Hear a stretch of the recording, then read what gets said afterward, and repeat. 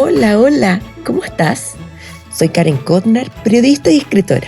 Te doy la bienvenida al programa 75 de Espiral, tu podcast de literatura y creatividad.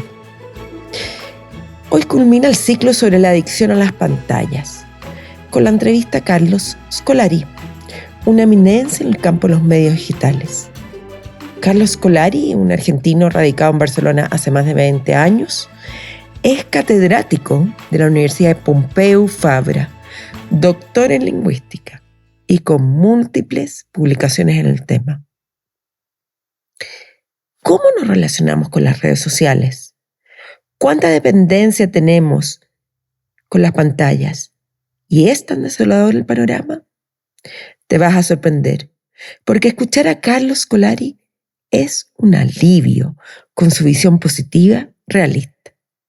Mal que mal, vivimos sumergidos en lo digital y debemos aprender a hacerlo con prudencia, sin ser unos meros facilitadores para las empresas, facilitándole así como así los datos privados. Scolari considera que es difícil mantener las categorías decimonónicas entre lo público y lo privado, una línea cada vez más difusa. Pues él mismo lo dice aquí, en el micrófono de Espiral. Estamos todos participando en una gran fiesta de la construcción de nuestra identidad en las redes sociales. También conversé con él sobre la democracia del algoritmo y si efectivamente es una especie de fuerza desconocida que se apropia de nosotros. De acuerdo a Scolari, los usuarios son los que la alimentan. ¿Cómo? Muy sencillo. Si alguien sube muchas fotos en la playa, el algoritmo lo leerá y te mostrará, o a él o a ella le mostrará, los anuncios vinculados a ese tema. Recuento personal. Nieve y más nieve. Ese es el resumen desde el último episodio de Espiral, cuando les conté cómo optimizar la lista de tareas. Aquí me conecté con mi infancia, el goce de vivir en la nieve, con el frío y los copitos cayendo. Ese además fue el tema del último boletín que causó sensación en redes y me trajo nuevos suscriptores, lo que siempre me hace feliz. Y más feliz me pongo cuando me escriben a mi correo con comentarios. ¿Qué mejor que eso? Me salto como una gacela así de grande es la emoción. Si quieres apoyarme, lo mejor es que compartas Espiral, te sumes al boletín, pongas una estrellita donde sea que escuches este programa y me escribas a mi correo karen@karenkotner.com. Una gran noticia para mí ha sido la publicación de una antología de escritoras judías latinoamericanas. ¿Con qué? Con un extracto de Respirar bajo el agua. Hay escritos de grandes escritoras latinoamericanas como Clarice Lispector, Margot Glantz, Andrea Gestanovich, Carla Gelfenbein y yo. ¡Wow! Todo esto gracias al empuje de Marjorie Agosin, una chilena que es poeta, ensayista, cuentista, profesora en la Universidad de Wellesley en Estados Unidos. Y pronto saldrá otra antología con un cuento mío. Esta iniciativa es un conjunto que reúne a escritoras mexicanas, argentinas, y ha sido un proyecto impulsado por Alex Reyes, que además de escritor, es gestor de talleres online. Toda esta información, acuérdate, te la dejo en la transcripción en mi página web www.karenkotner.com. Desde marzo estoy participando en uno de esos talleres online y Alex Reyes me invitó a participar. Como toda buena antología, hay escritos disímiles. El tema en común, mujeres perversas. Bueno, pronto te estaré contando más de esto. Pero si me preguntas cuál es la mejor novedad, es que estuve jugando Catán con mis hijos y un sobrino que estuvo de visita aquí. Y Gané. Salí ganadora en una de las partidas. En una. Aunque sea una vez. Nadie me puede quitar el gusto de haberles ganado, porque ellos son hipercompetitivos y además muy, muy buenos para este juego de estrategia. ¿Has jugado Catán? Bueno, te invito a escuchar esta conversación con Carlos Scolari, un tremendo, tremendo y sabiondo profesional y con una gran visión sobre el futuro, el pasado y el presente. Hola Carlos, ¿cómo estás? Muy bien, muy bien. Bienvenido a Espiral. Muchas gracias por recibirme.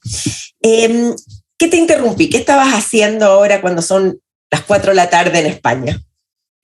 Estaba preparando, porque acá estamos al final del curso, acá ya en mes de junio terminan las clases, entre junio y julio cerramos todo, tribunales de tesina, de tesis, de trabajos finales, cerramos el curso, es como diciembre en Sudamérica. Y tenemos que ir preparando todo porque en septiembre ya arrancamos de nuevo. Y nosotros en nuestro departamento, entre otras cosas y proyectos varios, a finales de diciembre comenzamos con un nuevo máster, un posgrado, que este es el primer año que arranca. Es un máster que se hace solo en inglés, se dicta en inglés, se llama Máster en Digital Culture and Emerging Media, o sea, cultura digital y medios emergentes. Y bueno, es un máster sobre temas digitales, donde vamos, o menos yo tengo una materia donde me dedico a un poco a mapear las ultimísimas teorías de la comunicación y de los medios, ¿no? Más o menos en las facultades, a lo largo de la segunda mitad del siglo XX y lo que va del siglo XXI, se han enseñado siempre las teorías de la comunicación tradicionales, ¿no? Que eran teorías del broadcasting, ¿no? Teorías avanzadas en la radio, la televisión, la prensa, y sabemos que ya, finales de los 90, principios de la década del 2000, hay todo un relanzamiento de las nuevas teorías de la comunicación. Yo publiqué un libro en el 2008 que se llama Hipermediaciones, donde se habla de las nuevas teorías de la comunicación digital interactiva. Y ahora, obviamente el ecosistema mediático avanza tan rápido, la teoría va más lenta que el cambio tecnológico y mediático. Pero tratamos de ir corriendo detrás del cambio y aparecen nuevas teorías, nuevos enfoques. Se resucitan algunas teorías viejas también con otra perspectiva. Así que nada, la idea de esta asignatura, de esta materia, es mapear este territorio, ¿no? Trabajar nuevos conceptos. Ahora se habla mucho de plataforma. Yo estoy trabajando mucho el concepto de interfaz. Y un poco, es ver quién está haciendo qué cosa a nivel teórico en el mundo de la comunicación y los medios. Vamos a las preguntas. En tu página web dices que las nuevas especies mediáticas son especies depredadoras de nuestra atención. El tiempo que pasamos en Twitter o en Instagram es tiempo robado a la lectura de libros o al visionado de la vieja televisión abierta. Todas estas nuevas especies invasoras, desde Twitter a Facebook, pasando por Netflix, Spotify, Instagram o la misma Wikipedia. ¿Qué nos estás diciendo aquí con esto? Especie depredadora, atención. A ver, primero, nuestro tiempo, el tiempo de los seres humanos, es un recurso limitado. Esto ya se sabía en la época de la radio y de la televisión. Si uno estaba mirando ciertos programas de televisión, no podía ver otro programa. Era una elección blanco-negro. Por eso había una gran competencia en esa época. Los canales de televisión, había 1, 2, 3, 4. En Estados Unidos había 3 cadenas. Estamos hablando de los años 60, 70. Después esto se fue diversificando. Apareció la televisión por cable o satelital. Descubrimos el zapping, ¿no? Ahí la oferta comunicativa se hizo mayor, la variedad fue mayor y nuestra dieta mediática, podemos decir, se hizo un poco más variada. Pero eso, claro, desde que apareció la web y empezaron a aparecer plataformas, aplicaciones, y nuevos formatos, nuevos canales de comunicación, hoy ese estado de fragmentación, ya más que fragmentación hablaríamos de atomización, ¿no? Del mundo de la comunicación. Tenemos infinidad de propuestas de consumo audiovisual, de consumo de lectura, de consumo audio, o sea, se ha diversificado tanto que, bueno, digamos, aparecieron nuevas, como yo digo ahí, nuevas especies depredadoras. Antes, en el viejo ecosistema de medios, pasábamos mucho tiempo en pocos medios, ¿no? La gente se levantaba, el que podía se compraba el diario o se iba a un bar y lo leía, ¿no? Ojeaba el diario un buen rato. Después la gente pasaba muchas horas escuchando radio, sobre todo en América Latina, ¿no? Y después le dedicábamos unas cuantas horas a la televisión, al broadcasting, ¿no? A esta televisión, digamos, en tiempo real, ¿no? Y en directo, y cada tanto la gente iba al cine. Esa era la dieta mediática. Claro, esto en los últimos 20 años ya estalló, ¿no? Esa imagen, esto es interesante porque la serie televisiva Los Simpson, si no me equivoco, empezó en el 91, 92 más o menos la serie. Y la introducción, la presentación de Los Simpsons, ¿no? Van toda la familia corriendo, se junta en el hogar para sentarse frente a la pantalla. En el año 91, Tim Berners-Lee, en agosto del 91, Tim Berners-Lee sube la primera página web a su servidor. O sea, podríamos decir que la presentación de Los Simpsons nació vieja. Esa imagen de la familia frente a la tele está totalmente superada, estalló en 1000 pedazos. Lo más probable hoy es que esa familia esté cada uno en una habitación diferente, consumiendo algo diferente, en un medio diferente, ¿no? O sea que esa imagen de principios 90 ya nació vieja, porque justo ahí en ese momento arrancó la web, que fue lo que después llevó a la diversificación, porque la web, siempre decimos, no es un medio, es un metamedio. En la web nació la Wikipedia, en la web nació Facebook, en la web nació YouTube. Muchos de estos espacios se han ido convirtiendo en aplicaciones, no necesariamente vía web, ¿no? Y después ya han nacido formas de comunicación que ya ni pasan por la web y se mueven en el entorno móvil, digamos, ¿no? Pero, así que, bueno, digamos que hay mucha competencia por nuestra atención. Y claro, el tiempo es el que hay. Y el tiempo que antes a lo mejor pasábamos leyendo libros o muchas horas frente a la televisión, ahora se ha fragmentado en muchísimas experiencias mediáticas. Esa es la idea. En el mundo animal, bueno, y el ser humano, si uno tiene el peligro del depredador, se tiene que defender. Tiene que ser inteligente y saber protegerse, camuflarse. Hay muchas estrategias. Por eso me llama la atención depredador, porque podrías haber elegido cualquier otro término. Entonces, ¿qué nos sugieres para protegernos? No, para que no nos maten, digamos. No está dicho en el sentido que nos depredan, o sea, depredan nuestra atención. Pero los que tienen que defenderse son los viejos medios. Los que se ven afectados. La televisión estaba muy convencida de que era el T-Rex, ¿no? La gente, millones de personas en todo el mundo se pasaban todo el día mirando la tele.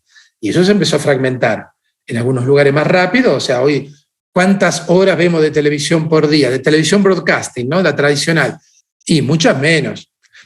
No es que ha desaparecido el broadcasting, no es que ha desaparecido la vieja televisión, sigue estando. Y en muchos estratos y grupos sociales sigue siendo un consumo muy importante. Pero incluso en los estratos más pobres, digamos, de la sociedad, incluso en América Latina, ¿quién no tiene un dispositivo móvil? ¿Quién no pasa buena parte del tiempo toqueteando la pantalla y moviéndose en otros entornos, ¿no? O sea, los que tienen que defenderse y adaptarse al nuevo ecosistema son las viejas especies mediáticas. Y ahí, bueno, es un tema que yo he investigado bastante y otra gente investiga, ¿no? Es cómo se adaptan los viejos medios a estas nuevas pirañas, ¿no? Depredadoras que le comen la atención. Si, por ejemplo, uno ve los diarios en papel. Los diarios en papel están pasando por un muy mal momento. Yo no sé en el futuro si habrá diarios en papel, pero los diarios en papel llegaron a un tope. Por ejemplo, hablemos de Estados Unidos, ¿no? Que hay muchos datos ahí. Llegaron a un tope en los años 40, 50, fue el máximo, ya sea en cantidad de diarios, en cantidad de lectores, en cantidad de publicidad, que los diarios se llevaban para, digamos, de la torta publicitaria, los diarios tenían una buena feta. Cuando aparece la televisión en los años 50, ahí empiezan a caer los diarios de a poco. Empiezan a caer de a poco. Cae la cantidad de lectores, cae la cantidad de diarios y cae la inversión publicitaria. Esa caída muy lenta, a partir de los 90, se acelera con la web. Y cuando llegan las redes sociales, ya cae en picada, ¿no? Y encima viene una pandemia que cierra todos los kioscos y cierra todo. O sea, pobre los diarios, ¿no? Se entiende que vayan tan mal. Los diarios han tratado de hacer frente a esto, sí, lo han hecho siempre. Yo recuerdo, bueno, en los años 80 se daba la estrategia, incluso antes, ¿no? De, no sé, con el diario El Domingo venía un libro impreso. Después empezaron a poner VHS, películas. Después vino el DVD, incluso DVD. O sea, esto de drogar, podríamos decir, el diario con fascículos, con otras cosas, era una forma de tratar de adaptarse, de dar un contenido extra para que el diario pudiera sobrevivir. Y así todo, las ventas siguieron cayendo. El diario cambió el diseño, la maquetación. Si uno ve un diario de los años 80, es interesante esto. Por ejemplo, en Estados Unidos, a medida que la televisión se arraiga, empiezan ya los diarios empiezan a apostar por el color, ¿no? Ya en los años 70, cada vez más hay diarios en color en Estados Unidos, porque tenían que competirle a la especie depredadora de esa época que era la televisión, ¿no? Y ya en los años 90 y 2000 se da el proceso de rediseño de la prensa. Los diarios de antes, ¿no? Y esto seguramente pasó en Chile con el Mercurio y todos los diarios, ¿no? Y en Argentina y en todo el planeta. Los diarios de los años 70, 80 tenían artículos mucho más largos, tenían fotografía, pero no había tanta infografía, no tenían color, ¿no? Si uno ve un diario de hoy, del año 2022, los diarios tienen artículos mucho más cortitos, tienen mucha infografía, tienen fotografía, tienen iconos de color para identificar los temas, muchos recuadros con lo que se llama en inglés snippets de información muy breve. O sea, yo digo, el diario de hoy no es un diario, es una página web impresa. El diario se adapta, trata de crear una especie de web impresa para que la gente que se ha formado leyendo la web, hablamos de la gente menor de 30 años, ¿no? Trate de leer el diario y encontrar algo parecido. Son gestos de adaptación. ¿Alcanzará eso? No sé, veremos. La televisión también se ha adaptado. Todos estos cambios, cuando hablamos de la tercera edad de oro de la televisión, ¿no? Uno ve la serie de televisión de los años 60 o 70, Columbo. Estaba Columbo, 2 o 3 personajes, 2 más creo que había que se iban repitiendo, y el malo de turno. Y eso era Columbo. Y era una serie muy exitosa en esa época. Claro, comparemos Columbo con un Juego de Tronos, donde había, no sé, 30, 40 personajes principales prácticamente, y la complejidad de las tramas. Pensemos en series como Perdidos, Lost, con flash forward, flashbacks. O sea, la complejidad de la televisión de hoy es un gesto adaptativo. Si la televisión seguía generando Columbos, nadie estaría mirando nada hoy de televisión. La televisión tuvo que empezar a hacer cosas mucho más complejas, más fragmentadas, más rápidas, ¿no? Para poder competirle a otras formas de entretenimiento. En primer lugar, los videojuegos. Quiero hacerte una cita aquí de que el año pasado en nuestro país estuvo invitado en el Congreso del Futuro el periodista y escritor francés Bruno Patino, quien habló de la economía de la atención y cómo se ha desarrollado, cito, un nuevo mercado, el de las empresas tecnológicas que se encargan de captar nuestra atención y usarla para ganar dinero. Las empresas usan herramientas de neurociencia para conseguir que pasemos mucho tiempo frente a las pantallas. ¿Es cierto esto? Te pregunto yo a ti hoy día, Carlos. ¿Efectivamente sí, las empresas nos están robando nuestra atención? Sí, esto ya pasaba en la época del broadcasting. O sea, las grandes cadenas, los canales tradicionales de televisión, todavía hoy, bueno, se basan en el rating. El rating era captar nuestra atención, ¿no? Y había toda una forma de narrativa en la televisión tradicional para tenernos ahí enganchados, ¿no? Nos adelantaban trocitos del próximo programa, nos ponían un poco de publicidad, ¿no? La radio exactamente lo mismo, ¿no? Pensemos cuántas series o programas terminaban, no se pierda el próximo episodio, ¿no? A la misma batihora en el mismo Vaticanal, era tenernos atrapados ahí, ¿no? Si estaba por terminar un programa y venía otro programa muy popular, adelantaban algún contenido, todo para evitar que la gente cambiara de canal. Entonces esto no es nada nuevo, ¿tú encuentras que estamos es haciendo nuevo más de en el lo sentido mismo? de que en la era de la televisión tradicional, broadcasting, lo que querían era nuestra atención para pasarnos publicidad. Era el spot publicitario o la radio. Uh-huh. Acá, al principio la web, sí, todavía hoy existen los banners, quieren que miremos los banners, pero yo no sé quién cliquea en los banners, los miramos cada tanto. Alguien debe cliquear cada tanto, porque si no, las empresas no apostarían por el banner. Lo que quieren hoy es que pasemos muchos medios en las plataformas, o sea, es una forma de captar nuestra atención para que estemos en las plataformas y dejemos nuestros datos, ¿no? Si yo estoy mucho tiempo en Facebook, la empresa se entera de qué me gusta a mí, a quién voté, quiénes son mis amigos, a quién me gusta, quién no me gusta, si me gustan los perros, si me gustan los gatos, si me gusta el policial negro, si me gusta la ciencia ficción. Y ahí está la explotación de datos, ¿no? Y eso es lo que ellos después, las empresas, venden a otras empresas que se dedican a explotar esos datos. Obviamente hay grandes, no digo monopolios, pero son casi monopolios, como Google o Facebook, que han conseguido, que ya no es Google, ¿no? Es Alphabet, la megacorporación, y ya no es solo Facebook, es Meta, ¿no? Que es Facebook, es Instagram, es WhatsApp y lo que venga, el metaverso, etc. O sea que hoy la competencia de estas plataformas es por tenernos mucho tiempo enchufados a ellas, seguramente, y no es tanto para mostrarnos un banner, no es tanto eso, que también es una fuente de ingresos, sino sobre todo para que conocernos mejor, digámoslo así. Esto es una cosa muy nueva, se empieza a afinar después de la década del 2000, después de la crisis de la .com en el 2001-2002, ahí ya los inversores decían, hasta en los años 90 los inversores y las inversoras también pusieron mucho dinero en Silicon Valley, pero no había una necesidad inmediata de recuperar ese dinero. Después de la crisis de la .com, que se perdió mucho dinero, dijeron, no, queremos retornos inmediatos. Y ahí sí entra a jugar esto, ¿no? Las empresas empiezan a explotar todos nuestros datos para poder generar ganancia rápidamente. Y como cuenta Shoshana Zuboff en su bestseller El capitalismo de vigilancia, evidentemente estas empresas recurren a laboratorios, a profesionales de las neurociencias, de la psicología perceptiva también, para que les ayuden a desarrollar estos dispositivos para pasarnos mucho tiempo en cada plataforma.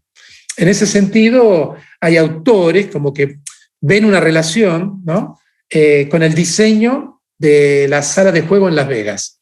Las salas de juego en Las Vegas, por ejemplo, los casinos no tienen ventanas. Uno entra ahí y no sabe si pasa el tiempo o no, si es de día, no es de noche.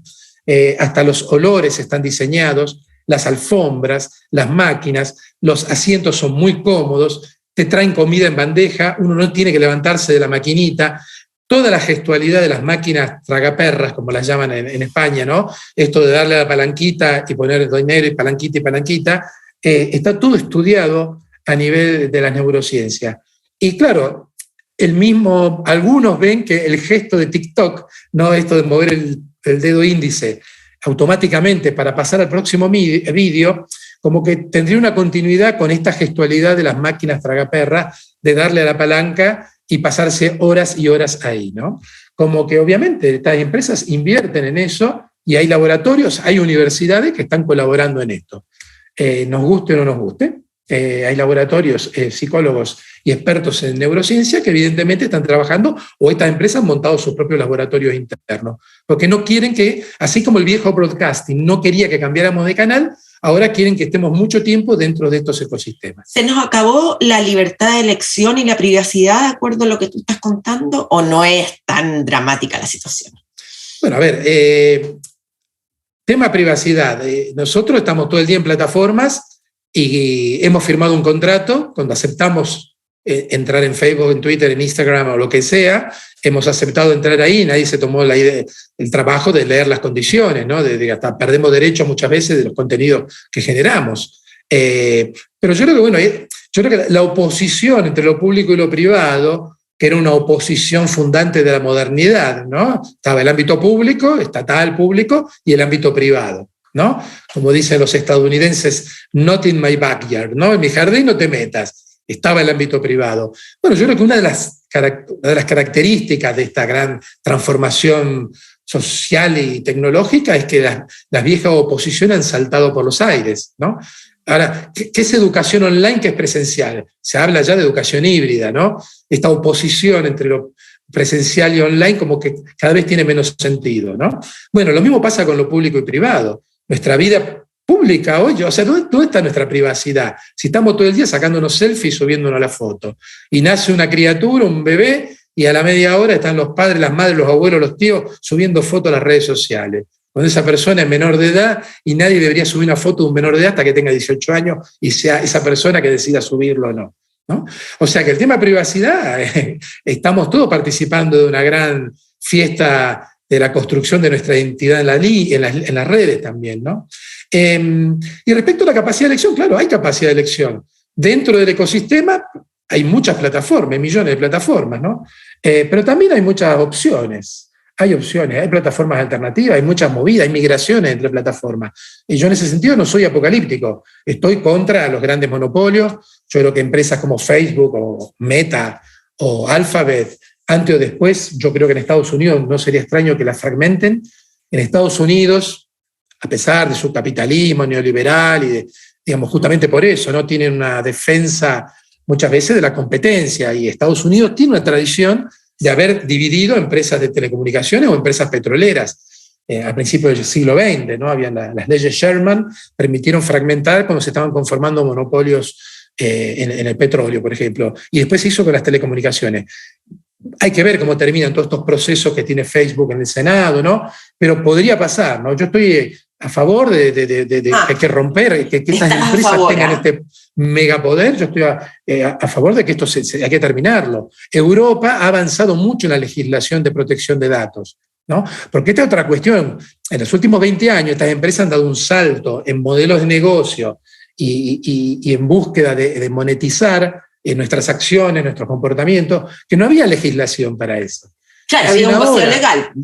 Había un vacío legal. Y ahora Europa, claro, si Argentina o Chile le quieren hacer una publicidad a Facebook o a Google, van a perder, porque estas empresas tienen más poder que los estados nacionales. O sea, le tienen respeto a China, le tienen respeto a Estados Unidos o quizás a toda la Unión Europea, ni siquiera a los países individuales de Europa. O sea, pero Europa en ese sentido se está moviendo bastante en esto ahora, ¿no? O sea que tú estás a favor de la regulación de estos grandes conglomerados, y esto implicaría también la regulación del algoritmo, ¿o no? Una cosa es la regulación empresarial. Claro, el algoritmo es interesantísimo porque es una cosa muy nueva. Claro, ahora, por ejemplo, está esta inteligencia artificial que se abrió al público, se llama DALL-E, que uno pone una palabra y la inteligencia artificial automáticamente genera una imagen a partir de esas palabras, ¿no? Si yo pongo, no sé, Sigmund Freud, la inteligencia artificial me va a crear 9, 10, 12 retratos de Sigmund Freud tomando material que hay en las redes de Sigmund Freud, ¿no? Bueno, hoy salió un artículo en el diario El País que dice, si yo pongo en inglés, sexual worker, o sea, trabajador o trabajadora, porque es neutro en inglés, sexual, me aparecen solo mujeres. Entonces están diciendo, el algoritmo es machista, ¿no? El algoritmo solo representa trabajadoras sexuales, cuando uno pone la palabra worker, que en inglés podría ser hombre o mujer. Claro, no es culpa del algoritmo. Las redes están llenas de imágenes de trabajadoras sexuales. Seguramente hay trabajadores sexuales, pero muy poco material en las redes. Hay muchas más imágenes de mujeres trabajadoras sexuales. El algoritmo toma de eso. O sea, claro, ¿qué queremos? ¿Queremos que un algoritmo sea mejor que nosotros, que sea políticamente correcto? Bueno, ahí están todos los debates de esto, ¿no? O sea, tú estás diciendo que el algoritmo es un reflejo de la sociedad. No diría un reflejo, porque eso también se dijo mucho de los medios, no hay mucho debate sobre eso. Hay una cuestión, primero, los algoritmos, buena parte de los algoritmos están creados por hombres que están programando en Silicon Valley. Siempre se son hombres blancos, bueno, hay mucho programador oriental también en Silicon Valley, pero que puede haber sesgos machistas porque son hombres los que hacen los algoritmos, eso está comprobado. Por otro lado, claro, el algoritmo uno lo puede hacer neutro, digamos, pero el algoritmo se va a alimentar de lo que está en las redes, ¿no? Y si en las redes hemos subido más fotos de ciertos temas, nosotros, usuarios y usuarias, obviamente que el algoritmo va a detectar que ahí hay mucho de eso y lo va a utilizar más que otras cosas. Claro, bueno, veremos. Esto está todo por definirse y como cualquier tecnología, esto es conflictivo. ¿Cómo nos apropiamos de las tecnologías? ¿Cómo están creadas las tecnologías? Las tecnologías no son neutras.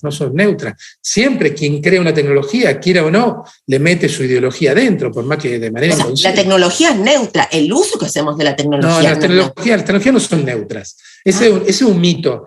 Eso es el mito de los vendedores de armas y de los que quieren vender armas y rifles en Estados Unidos. Dicen, no, el rifle es neutro. Después la gente, como lo use, es un problema de la gente. Eso se siente mucho en China también, ¿no? Nosotros hacemos tecnología. Cómo lo use la gente es problema de ellos. No, las tecnologías son ideológicas. La tecnología está modelada para unas ciertas cosas, ¿no? Yo no puedo usar un martillo para atornillar. El martillo está diseñado para clavar, para golpear, ¿no? O sea que puedo hacer ciertas cosas con un martillo y otras cosas no las puedo hacer.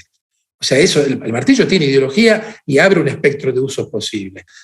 O sea que eso que las tecnologías son neutras y nosotros decidimos es en parte cierto, pero la tecnología no es neutra.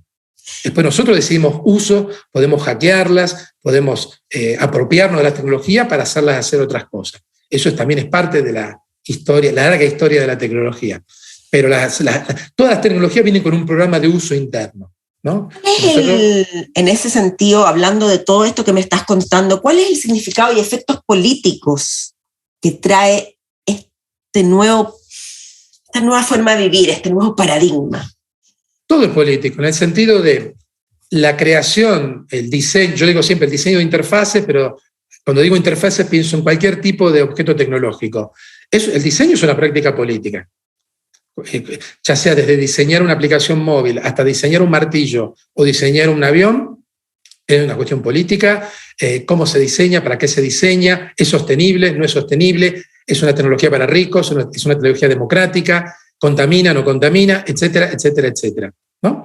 Y el uso de las tecnologías también es político. Siempre se habla de... hay un famoso sociólogo, etnógrafo, Michel Desserteau, que él hablaba de las tácticas, las estrategias, ¿no? En ese sentido podríamos decir que crear una tecnología, hay una estrategia del creador, del diseñador, del productor. Y después están las tácticas nuestras, de los usuarios y usuarias, que tratamos siempre de confrontarnos con la tecnología. Mucha gente se adapta al uso previsto, pero muchísima otra gente no nos adaptamos al uso previsto de la tecnología y usamos la tecnología para hacer otras cosas. Pero si todo es político, entonces tú no estás preocupado por el futuro de la democracia.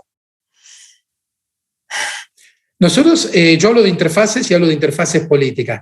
Nosotros, bueno, en Occidente, digamos, que es el modelo que permeó y llegó a América Latina, tenemos una visión de la democracia, que es la visión republicana. Exacto. Por un lado, la idea de Estado nacional, ¿no? Que viene del siglo XVIII, más prusiana, diríamos, y los valores republicanos. En el caso de Argentina, Chile, bla, bla, bla, toda América Latina, son repúblicas, ¿no? Con toda una serie de valores, todo un diseño donde hay partidos políticos, normalmente se vota, cuando se puede y nos dejan, votamos, hay un parlamento, habrá sistemas más presidencialistas y otros menos presidencialistas. Ese modelo ideal, ¿no? Que en América Latina nunca terminamos nos costó mucho, ¿no? Que más o menos se implantara y funcionara, y todavía cada tanto hay resbalones, ¿no?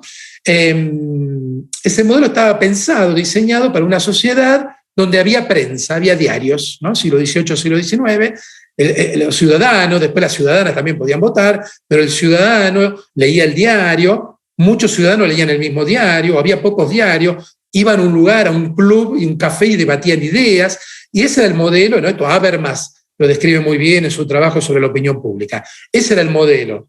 Claro, ya la gente no se levanta a leer el diario y va a un club a discutir. Estamos masacrándonos en redes sociales, hay polarización, las redes aumentan la polarización, etcétera, etcétera, etcétera. Entonces, ¿qué pasa? Esa interfaz política diseñada para la modernidad, para una sociedad donde la gente se informaba en la prensa, ya no funciona más. No funciona en Chile, no funciona en Argentina, no está funcionando en Perú, no está funcionando en Rusia, en ningún lado. Todo ese modelo, ¿no? de la democracia, de votar. Está en crisis la interfaz política republicana, porque estaba diseñada para una sociedad que ya no existe, era una sociedad de masas, donde había prensa escrita, donde no había redes sociales. Lo que tenemos que hacer es repensar la democracia, rediseñar las interfaces políticas, incorporando estas nuevas plataformas. Pero tú estás diciendo una declaración muy potente. Ese modelo no funciona más y hay que repensar. ¿Tú crees que lo estamos repensando efectivamente? Hay experiencias en todos lados. Quizás hay pocas experiencias a nivel así nacional, estatal. Quizás los cambios van a empezar de las experiencias ciudadanas, las pequeñas comunidades o las ciudades no tan pequeñas. ¿Estaríamos más frente a una democracia realmente directa con esto de las plataformas, que el ciudadano puede hacer valer su voz más fácilmente? Hay mucha mitología sobre el voto electrónico, ¿no? Yo siempre digo, incorporando un actor tecnológico no necesariamente cambia para bien la interfaz. Esto pasa mucho en el discurso de la escuela. Está el aula, ¿no? Que es una interfaz educativa, y de hace 30 años nos quieren convencer, y 40, 50 años, ¿no? A Paulo Freire lo querían convencer en los años 60 de que había que meter televisión en el aula. Y a nosotros nos quieren convencer de que hay que meter computadoras, super pantallas, hay que poner pizarras electrónicas, ¿no? A ver, incorporar actores o elementos tecnológicos en un aula puede servir, a veces puede servir, y otras veces puede terminar reproduciendo lo peor de la vieja educación, ¿no? Lo que hay que cambiar dentro de esa interfaz educativa son las relaciones entre docente y estudiante. Y ahí sí, a veces algún actor tecnológico puede ayudar, ¿no? Pero lo que hay que cambiar son las relaciones. No basta meter tecnología en el aula. Y en política pasa lo mismo. Hay mucho hype con el tema del voto electrónico, ¿no? Esto de poder, se podría pensar una democracia directa donde cada semana yo voto un tema. Yo no sé si esa es la solución. Hay sistemas ya diseñados, incluso de código abierto. En Barcelona hay experiencia, en Europa hay experiencia de poder tomar decisiones entre miles de personas, ¿no? Pero yo creo que hay que repensar las relaciones, no solo pensar que la tecnología nos va a salvar de esto, ¿no? La tecnología puede ayudar en algunos casos, como dijimos antes, con ciertos usos bien diseñada, pero yo creo que lo que hay que cambiar son las relaciones. No sé si la democracia directa o nueva forma de democracia representativa, seguramente. Pero claro, esa vieja democracia, esa vieja interfaz política pensada para la prensa, la opinión pública, evidentemente que está haciendo agua en todos lados.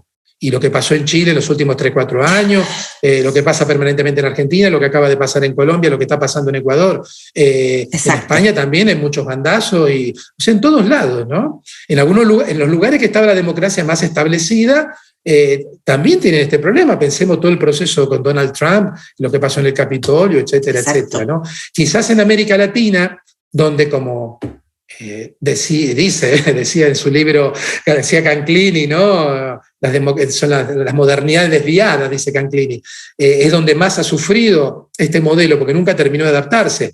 Pero no abandonemos la idea de que quizás a lo mejor América Latina es un gran laboratorio hoy, que van a surgir nuevas formas de democracia, a lo mejor más adaptadas a este entorno mediático. Carlos, hablemos un poco de la felicidad. Edisnet Salazar, en un artículo titulado Redes sociales y ladrones de nuestro tiempo, menciona que cada vez que nos llega una notificación, un mensaje, el cerebro quiere el deseo de felicidad, busca la felicidad, una recompensa. ¿Qué opinas tú? ¿Crees que es cierto esta cita o no? Y si es cierta, ¿cómo lo podemos combatir? No, acá hay estudios sobre todo este tema de la dopamina, lo que hablábamos antes, ¿no? Estudios de neurociencia, ya sea de las máquinas tragaperras, o sea, para que uno siga prendido a esas interfaces, ya sea en Las Vegas o en ciertas redes sociales, evidentemente uno tiene que tener cierta ganancia, puede ser un estado de felicidad, el me gusta, pero también nunca, esto es psicoanálisis básico, ¿no? Para que funcione nunca hay que llegar a una satisfacción completa, porque si no, ya el cerebro del sujeto deja de funcionar, siempre tenemos que desear, ¿no? O sea que hay una tensión en la relación de satisfacción, ¿no? O felicidad provisoria, quizás muy efímera, pero inmediatamente queremos más, ¿no? Seguramente muchas redes están incorporando este mecanismo, que seguramente también operaba en otros medios de comunicación anteriores. Pero sí, es cierto. Lo que pasa es que, bueno, no hay vuelta atrás en las redes. ¿Quién está dispuesto a dejar las redes? Aparte, en las redes pasan muchas cosas interesantes. Yo quisiera saber qué hubiera sido de nosotros durante la pandemia sin las redes sociales. Las redes sociales nos permitieron seguir trabajando, seguir en contacto con la gente amiga, seguir dando clases, aprendiendo y enseñando. O sea, a mí negar en bloque todo esto, no soy apocalíptico ni estoy de acuerdo. Obviamente tampoco tener una actitud acrítica, decir qué lindo que es esto, sería totalmente estúpido, ¿no? Y lo que tenemos que ver, bueno, no quedar atrapados en el discurso apocalíptico que niega todo en bloque, ni quedar atrapados en el discurso integrado que no ve ningún tipo de problema en esto. Lo que tenemos que ver es, bueno, ¿qué hay de bueno en todo esto? ¿No? Yo creo que haya una dosis de felicidad, a mí no me parece mal, la vida social. Incluso fuera de las redes hay momentos de alegría y momentos de decepción, ¿no? En ese sentido, ¿tú no estás de acuerdo con Johann Hari, al cual escuché en el podcast Honesty? Y él tiene una visión muy apocalíptica. Él acaba de publicar un libro de grandes entrevistas y una tremenda investigación. Y él dice que cuando nos vamos a las redes sociales, estamos haciendo algo y nos vamos a las redes sociales, nos demoramos 23 minutos en recuperar el nivel de concentración previo. Es decir, que realmente ya no conocemos lo que es la concentración pura, la que solíamos tener. Y él dice que además, como ciudadanos, estamos completamente en desventaja frente a al algoritmo de las grandes corporaciones que están todo el rato tratando de llamar esta atención, de que volvamos a la plataforma. Sí, quizás este muchacho ya se hizo viejo, ¿no? Tendría que, no sé si tiene hijos o hijas de la generación Z o más jóvenes. Esto de que los medios, claro, que nos pérdida de atención, incapacidad para retomar la atención, eso se dijo de la novela en el siglo XIX, se dijo del cine, se dijo de la televisión. A lo largo de 50 años se publicaron millones de libros y artículos científicos sobre los efectos de la televisión en los niños y este superpoder de las multinacionales de la comunicación. Ya lo estudió Matelar en Chile en los años 70, al final de los 60. Es cierto, y lo repito, que hay grandes corporaciones, que hay que operar sobre eso, pero de ahí a tener esta visión de control total, orwelliana, yo no estoy de acuerdo. Hay problemas en la gestión de la información, hay problemas con estas corporaciones y que hay que actuar sobre eso, pero de ahí a pensar que estamos en un mundo orwelliano, donde es un sistema perfecto de dominación, eso no existe, eso ya, la misma historia, cada vez que se hicieron este tipo de diagnósticos, ya sea desde la ficción como desde el ámbito académico, científico, pensemos, no sé, Adorno y Horkheimer, la Escuela de Frankfurt, etcétera, etcétera, la misma realidad se encargó de ir procesando todo eso y demostrar que no era así. Siempre hay conflictos, siempre hay atención, hay vectores que se enfrentan, la sociedad aparte tiene un grado de complejidad brutal. Yo, si tengo que ser apocalíptico, soy más apocalíptico en el ámbito climático, digamos, pero no soy apocalíptico en el ámbito mediático para nada. ¿Y el metaverso cómo va a ser para nosotros? ¿Cómo ves lo del metaverso? Bueno, ahí si lo leemos de la Argentina es un metaverso, por ahora, es un gran verso. No, había empresas ya de antes de Zuckerberg trabajando en esto, ¿no? Era lo que iba a venir después de Second Life, ¿no? Es una de las posibilidades futuras. Seguramente a Zuckerberg le encantaría que nosotros viviéramos todo el día en su metaverso para tenernos encerrados ahí y chupar todos nuestros datos y vendernos cosas. Va a haber grandes estrategias o intentos de que sea así, pero obviamente no es que nuestra vida va a pasar en el metaverso, ni creo que va a haber muchas otras cosas dentro y fuera de todo este espacio de metaverso. Veremos. Yo creo que lo de Facebook es una apuesta muy grande, porque Facebook hoy es una empresa brutal. Pensemos que más de un tercio de la humanidad está metido ahí dentro, 3.000 millones de personas están en Facebook. Es una empresa muy golpeada, sus propios empleados se van y publican libros y entrevistas y la machacan. O sea, después de trabajar 15 años y facturar buena cantidad y ganar mucho dinero en Facebook, se van y critican la empresa. Se podrían haber ido antes. Pero yo creo que tenía que hacer algo para contentar a sus accionistas también, ¿no? Como que tuvo que patear la pelota hacia el futuro, lanzar una nueva utopía, porque la vieja red social Facebook, ya la gente más joven, claro, por algo Facebook fue comprando otras redes, tipo Instagram, ¿no? Porque la gente más joven no está en Facebook, ¿no? Entonces, bueno, yo creo que ahí es interesante ver hacia dónde va esto. Por otro lado, antes hablé de sistema complejo. Decir cómo va a ser el ecosistema mediático de acá a 10, 15 años, nadie tiene idea, ¿no? Se pueden hacer todas las predicciones que uno quiera, pero esto ya lo sabemos. Todas las predicciones que se han hecho, solo muy poquitas tuvieron algo de relación con lo que realmente sucedió, ¿no? Al ser un sistema complejo, la incorporación de cualquier nueva tecnología, un nuevo actor, ¿no? Puede transformar todo el sistema en muy poco tiempo. Esa es una característica de los sistemas complejos, no solo sistemas tecnológicos.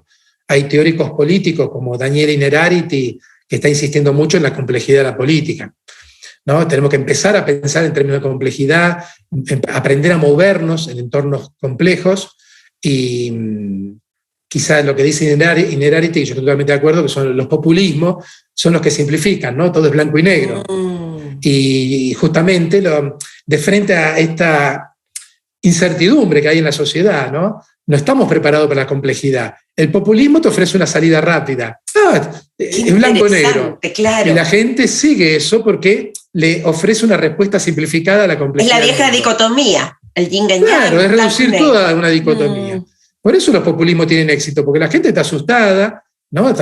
Venimos de una pandemia, crisis climática, el calor que hace ahora en España ni se los cuento, y encima tenemos una guerra acá nomás. Y ayer todo muy lindo, la cena, todos estos grandes líderes en el Museo del Prado, pero aquí España va a aumentar el presupuesto de defensa, va a llegar al 2%, va a haber 300.000 soldados en la frontera este de Europa, o sea, todo muy lindo, pero hay mucha incertidumbre, hay mucho temor, ¿no? Temor por el futuro, temor a perder lo que más o menos todavía queda del Estado social en Europa, y frente a eso, claro, los populismos simplifican, ¿no? Dan una solución blanco y negro, y por eso, digamos, es peligroso esto, porque la realidad es compleja. Es muy compleja y yo creo que es una responsabilidad para los que estamos en la universidad y cualquier maestro o maestra tenemos que hacer el esfuerzo de enseñar a las nuevas generaciones a pensar en términos de complejidad, ¿no? Y no buscar soluciones fáciles o posiciones fáciles, digamos. Para ir cerrando, me gusta que tú no seas apocalíptico. Me encanta. Es como que... Y eso que vengo de la Argentina. Y eso pero vives en España. Pero no podemos negar que los grados de infelicidad en la gente joven aumenta, la tasa de suicidio aumenta, se viralizan conductas que son más nocivas, es más fácil el acceso a la droga, es más fácil el acceso al alcohol. ¿Cómo combinas lo no apocalíptico con estas realidades que son contundentes en la vida de la gente común y corriente que no está metida en la academia, de las personas, de las familias o de lo que eran las familias?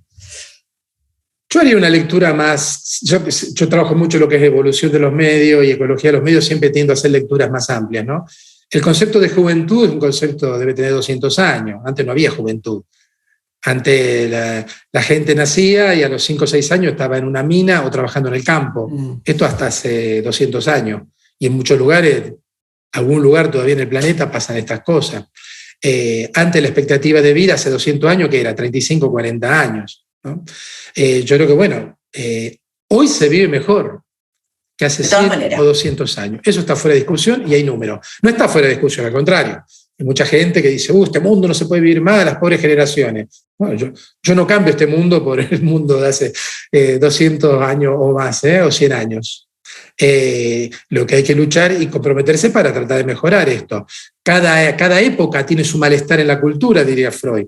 Yo ahora hablo del malestar en la cibercultura. Es una cosa también inherente al sujeto y al ser humano, ¿no? De crear cosas y tener un grado de insatisfacción. Pero esa insatisfacción también es la que ha movilizado al Homo sapiens, ¿no? A hacer nuevas cosas. Si nos quedamos conformes con lo que tenemos, nunca hubiéramos salido de la sabana africana, ¿no? Estaríamos picando alguna piedrita en África como hace 3.000 millones de años.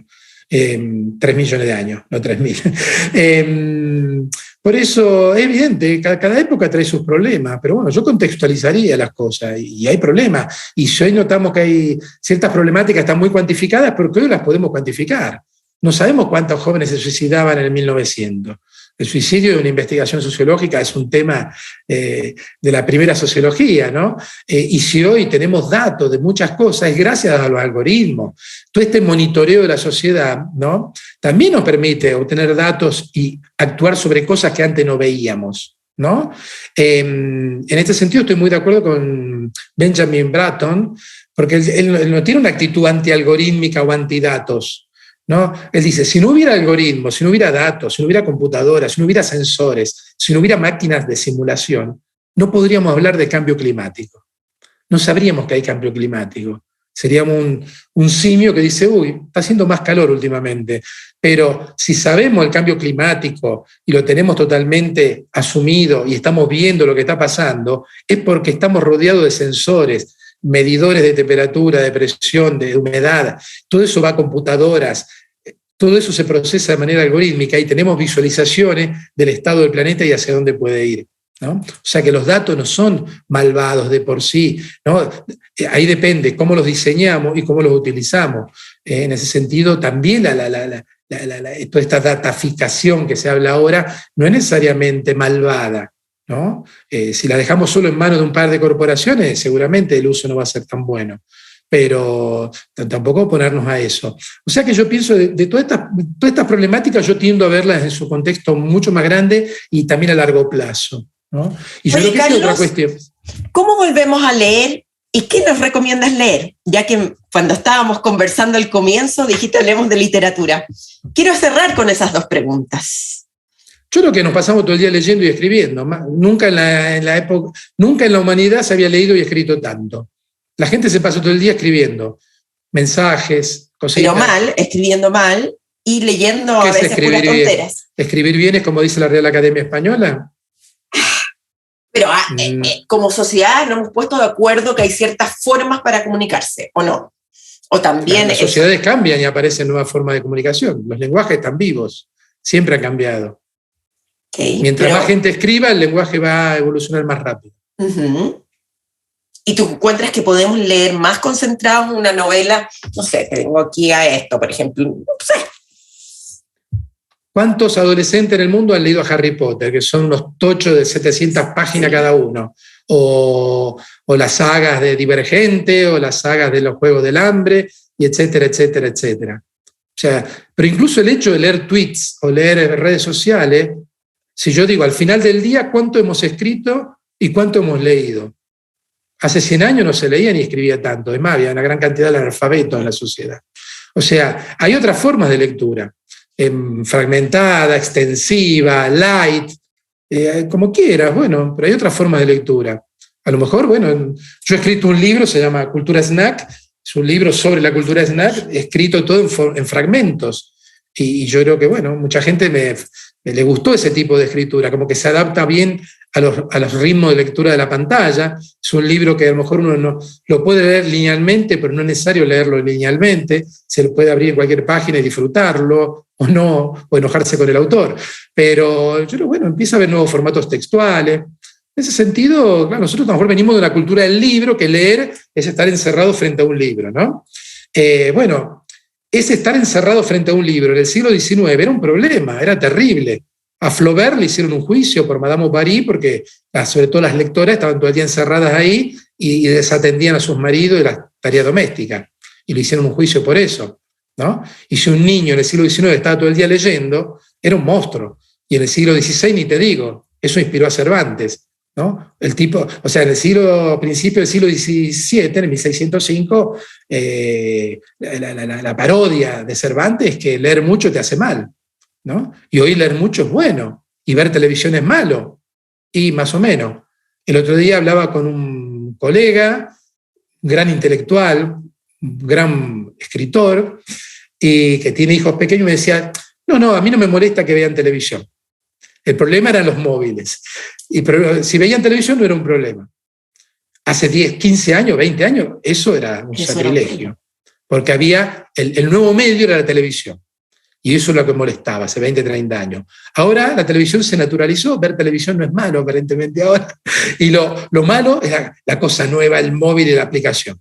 Y dentro de 20 años, la gente dirá, ay, cómo extrañamos esa época de los WhatsApp, que estábamos todo el día comunicados, porque habrá otra cosa peor, ¿no? Que nos va a robar el tiempo, va a haber otra especie depredadora que nos va a arruinar la vida y va a venir los intelectuales a quejarse. Oye, Carlos, pero entonces, cuéntanos, ¿qué recomiendas leer? ¿Qué estás leyendo? Para que nos tomemos el tiempo de otra forma. Escribo mucho y leo mucho. Recomiendo un libro mío que va a salir de acá un par de meses. Se llama La guerra de las plataformas, del papiro al metaverso. Es un libro muy pequeñito de la colección Cuadernos de Anagrama, que seguramente va a llegar a América Latina, Chile, etcétera, etcétera, donde hago un repaso de las grandes batallas de las plataformas, pero comenzando en el pasado, ¿no? Primero hablo del gran conflicto entre el papiro y el pergamino, después hablo del conflicto que hubo entre los tipógrafos de la época de Gutenberg y los que copiaban libros a mano. Hablo de las guerras de patentes entre Edison, los hermanos Lumière, el nacimiento del cine. Hablo de la gran batalla entre Apple y Windows, o sea, entre Steve Jobs y Bill Gates. Hablo del conflicto de los browsers, Netscape y Internet Explorer en los años 90, y ya entro de lleno en la gran batalla hoy de las plataformas. La idea es decir, bueno, siempre hubo conflictos en el mundo de la comunicación, solo que este es un conflicto global en todas las dimensiones y muy interesante. ¿Y ahora qué estás leyendo tú, por gusto? Estoy releyendo un libro de Jussi Parikka. Lo había leído en inglés y me lo compré en castellano de nuevo porque quiero dárselo a mis estudiantes. Se llama Una geología de los medios, de Caja Negra, que es un enfoque así más materialista del ecosistema mediático, de todo, de cómo van a ser los fósiles mediáticos en el futuro, de la basura mediática que estamos generando, baterías, pantallas, etcétera, etcétera. Y después estoy leyendo un libro que no es apocalíptico, pero muy crítico, de Gerd Loving, que es un investigador de Ámsterdam, que se llama Stuck on the Platform, sería pegado, ¿no? Clavado en las plataformas, donde él hace toda una lectura crítica de esto, del tiempo que pasamos en las plataformas, pero a su vez tira propuestas interesantes de cómo se podría, de que habría que crear plataformas comunitarias, quizás de propiedad pública, obviamente, más específicas, no estas mega plataformas diseñadas para pasar todo el día ahí dentro, ¿no? Pero es un libro que me gustó mucho, tenía ganas de escribir alguna reseña en mi blog. ¿Y de ficción nada? Bueno, publiqué una novela en... No, pero leyendo ficción. Leyendo ficción, estoy leyendo una recopilación de cuentos de Elvio Gandolfo, que es un escritor rosarino, como yo, que ahora, bueno, conseguí sus obras completas de cuentos, por lo menos, que tiene novelas también, y es uno de los mejores escritores de Argentina para mí. Y siempre había leído cositas así sueltas, pero bueno, conseguí ese libro, que es una recopilación de sus cuentos, y estoy ahora siguiendo este recorrido cronológico de los cuentos de Elvio Gandolfo. Muchas gracias, Carlos, por estar en tu tarde y en mi mañana en Espiral. Ha sido una conversación, yo podría estar horas conversando contigo. Bueno, seguimos la conversación algún día que vengas a Barcelona, si yo voy para Chile. Por favor, espero ir en algún momento a España. Muchas gracias. No, pasaste. Gracias, chao.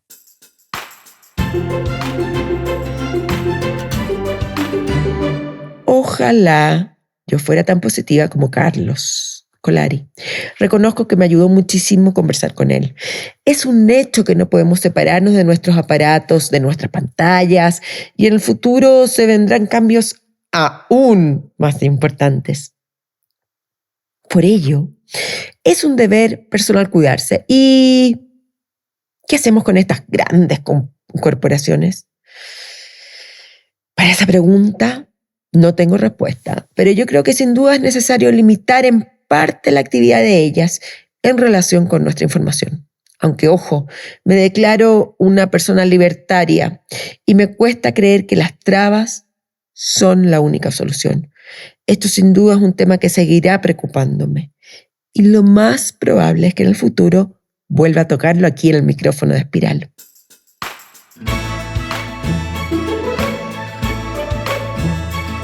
¿Qué haces para cuidar tu información personal? Yo, por ejemplo, no entrego tan fácil mi correo electrónico o mi número, que en Chile, identificación nacional, que se llama RUT en Chile. E intento disminuir estas suscripciones y cosas que de repente me hacen llegar más spam. ¿Tú? Cuéntame, ya sabes cómo encontrarme. En mi correo karen@karenkotner.com, o en las redes, o en la misma transcripción me puedes dejar el comentario. Lee, escribe, crea. ¡Chao!